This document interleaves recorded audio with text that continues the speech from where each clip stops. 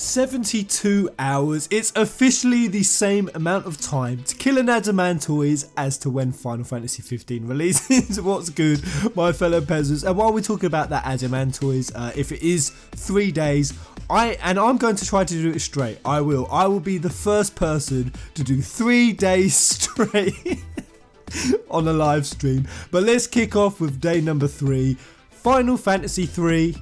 I've not played this game, so let's move along swiftly. 300 was the total number of staff at its peak that were working on Final Fantasy 15 at one given moment. Of course that changes, it peaks and it troughs depending on what stage of development the game is at, but there's one particular member of staff that I want to talk about in particular, and that is Akira Iwata, and he is the 3D graphic director.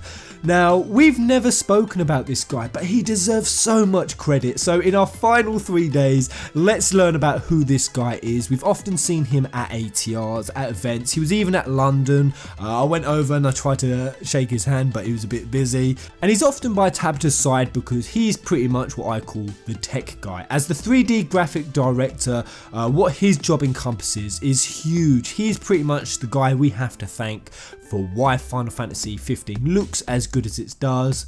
He really knows his stuff, and when they were looking at building Luminous Engine, he's pretty much been the one who's frameworked most of it. So it was him, Takeshi Nizu and Hiroshi Iwasaki. They were the 3 who were responsible for going out and travelling to look at other engine technology, being done by Western companies like IO Interactive, Crystal Dynamics and Eidos Montreal. They shared some of the source code with those engines as well from the Luminous Studio team, so they have shared some of the fruits of their labour with Western engines as well. And really, Akira, he's been bringing the Final Fantasy tech leaps and bounds ever since the year 2000. He's worked on 9, 10, 10.2 and 12. Why he didn't work on 13, I'm not too sure, but while I did a bit of digging on this guy, on Justia Patents, he's actually registered as an inventor, and going through the list of the things he's worked on, battery pack cooling systems, control devices for internal combustion engines, engine control devices, light emitting devices, screen extrusion granulating devices, apparatus for grinding and uniformizing grains and screen with annular working space, particle processing apparatus, graphic data processors, method for apparatus for cooling molten oxides. In case you can't tell, this means absolutely nothing to me, but he's done a lot, and I'm actually going to leave a link to all of these things just in case any of you tech whizzes want to go take a look. 30,000 units of the Ultimate Collection Edition sold within 30 minutes of the pre-orders going live. Now, I know I brought this up before, but the reason I'm bringing this up again is I want to talk about the pre-orders for 15. A lot of you have shown some curiosity on how 15 is doing on pre-orders. We literally don't have any numbers, none at all. So anything that's been said on forums is just straight up lies and speculation. The only information we have had was the quote from Square Enix saying that their biggest first quarter of 2017, which is kind of when the numbers will roll in. They've said categorically that of course their biggest title for that will be Final Fantasy 15. That will be the bulk of that year's finances, and they've said, quote, "We have already racked up a very impressive volume of pre-orders worldwide." Now that quote was from 6 months ago, so who only knows what their pre-orders look like now. I'm going to say that I think that Square Enix are absolutely minted. They're going to be rolling in it after 15. Champagne, cocaine, hookers, all of it will be getting passed around at the Square Enix headquarters. You best believe it. Please be excited. 3 days is the total number of days that Noctis and the group can go without sleep. Now if you go over that, you won't actually be able to maintain the buffs you obtained that day, such as the bonus multipliers applied to your XP, your defense buffs, your strength buffs, yada yada yada, and the party needs to take a break to actually get their experience to kind of cash it in for that day. Now they've said that you're pretty much going to be weak as piss if you don't sleep, but that not sleeping makes it possible to attempt low level challenge runs. Now if any of us are knocked out in battle, or if we're completely knocked out, we lose the accrued XP for that day. The party can go 3 days without sleep, but beyond that the party will lose their status buffs, and also that the camps act as a fast travel function, as we can return to the last camp that we rested at. So this is an interesting aspect to the game, and as it's still kind of debated exactly what an hour is, I've heard Tabata say it was 30 minutes, I've seen some say it's 45 minutes, I've seen some say it's an hour, but if we are having to go to sleep roughly every hour and a half in game, that's an aspect of this game that is definitely going to slow down the speedrunners. It's the number of themes that Tabata has said this game revolves around. See if you can guess what they are. Have a quick think. What 3 main themes? I won't expect it. So 1 is journey, 2 companions, and the 3rd one is car. So of the 3 main themes, it's journey, companions and car, and Tabata said we initially decided on those 3 words as we aimed to offer the user the feeling of an actual road trip. We spent time experimenting with how to convey the sense of travel, making the world seem as seamless as possible for the players. He says the most transformative element of the journey is the presence of the companions. Ensuring each of the characters feel real will help the player become emotionally involved with the party, enabling to share their joys, their hardships that await their travels, and that's why they've paid a lot of attention to the details, such as the small habits, the behaviours, all those quirky little lines to try to make it feel as real as possible, all the way down to the sense of relationship that each of the 3 characters shares with Noctis. This kind of development doesn't happen in leaps and bounds. It took a lot of time and effort in the AI, in the animation, in the voice acting, but Tabata feels it's definitely shaping up and something that they are very proud of. As for the car aspect,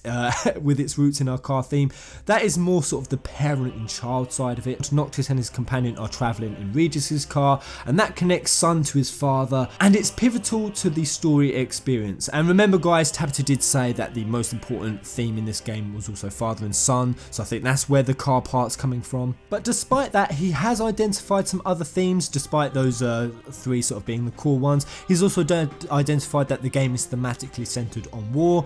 And another one, check this out, another main theme is defying the will of divine beings.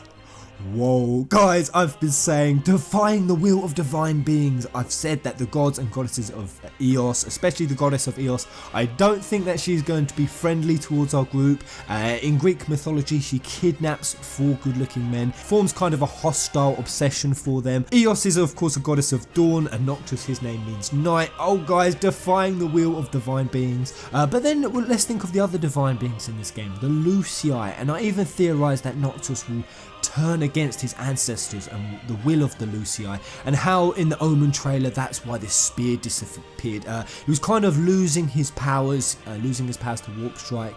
Of course that all comes from the Lucii and the ring. Are they retracting their power from Noctis? Is that what it means when Tabata says that a theme of this game is defying the will of divine beings?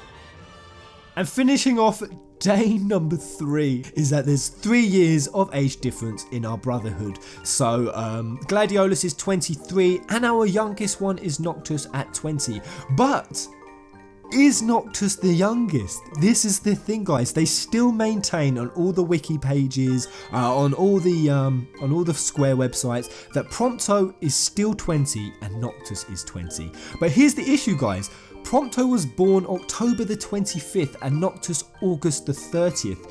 Now if the FF15 delay hadn't have happened, then Prompto would have been 20. But of course we went past September, we went past October, we're now in November, so technically Prompto should now be 21, because if they maintain in the game that he is only 20, Prompto has actually become the youngest member of the party, younger than Noctis, because of the delay. If Square Enix don't go back into the game and change the data logs to say that Prompto is now 21, technically he's the youngest in the game. Wrap your head around that one guys. Just looking at the other ages, Ignis is 22 and Gladiolus is 23.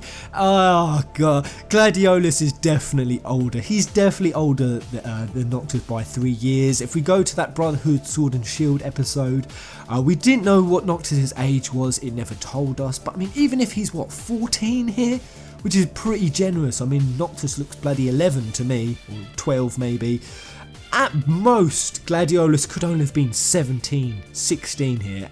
Man, that motherfucker is older than 16 or 17. I definitely think they should have pitched Gladiolus' age at around about the 26, 27 mark minimum, and Ignis kind of similar. I think he looks much older than 22. And you would think that King Regis would leave his son, his very important son, in the hands of older people. I mean, Ignis at the time, holy shit, Ignis must have only been around about 15 at this Sword and Shield episode, or 16. Surely King Regis would have put people older in charge of his son. But then again, Regis did send Noctis to a very low-end school, not sort of a rich school. He didn't have private schooling. And Regis said that is because he wanted him to have a grounded, real childhood, and to teach him and always give him some very humble roots. So perhaps Regis did that so that Noctis felt that he had people his own age. I could believe that makes sense. Thanks for watching, guys. I'm off. I've got a Peasant Patreon giveaway video to get ready. I've got all the Wall of the Peasants to update. For all the new peasants who have joined my channel, all the new subscribers, because there's been some huge growth on this channel in sort of the last, even just 2 weeks. I think I've gained like 1,700 subscribers in 2 weeks. For anyone who's wondering what these walls at the end are about, these are for people who follow me on Patreon. You get your name added up, your own character, your name gets put into the prize giveaway, you get some other quirky bonuses with the channel. I'm going to be updating those soon as well, so let me know, guys, if there's any changes you want. And if anyone wants to join me and get a chance to win some prizes, feel free to join. Help support the peasant as well so he can roll in champagne, cocaine and hookers. Until the next video, Kumo!